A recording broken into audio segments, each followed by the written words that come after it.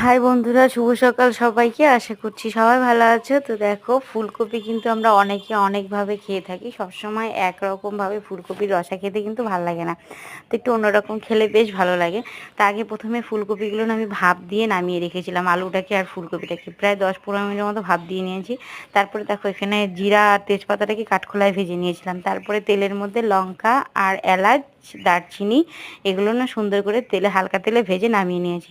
তারপরে দেখো, ফোড়নের জন্য শুধু জিরা ফোড়ন দিয়েছি। তারপরে ফুলকপি আর আলুটা সেদ্ধ করাটা ভালো করে নিয়ে কষিয়ে নিয়েছি। পরে এখানে মশলার মধ্যে আদাটা দেখানো হয়নি, তো তার সঙ্গে আদাও নিয়েছি, যেহেতু নিরামিষ করে এজন্য তার সাথে আদাও নিয়েছি। তো ওখানে দারচিনি মানে আর গরম মশলার মধ্যে এলাচ আর হচ্ছে আদা, জিরে, তেজপাতা সব মশলা ভালোভাবে নিয়ে তো হালকা করে কষিয়ে নিচ্ছি। যেহেতু মশলাগুলো না আমার ভাজা, তো বেশি কষাতে হবে না। তো এর জন্য হালকা করে কষিয়ে নিয়ে দেখো কি সুন্দর কালারটা এসছে। তারপরে পরিমাণ মতো জল দিয়ে দিয়েছি। আর মাখা মাখা খেতে খুব একটা বেশ ভালো লাগে না, তো এরকম আমি হালকা ঝোল রেখেছি। তো এরকম ফুলকপির রসা একবার খেয়ে দেখবে, আশা করি সবার ভালো লাগবে। Tata, by.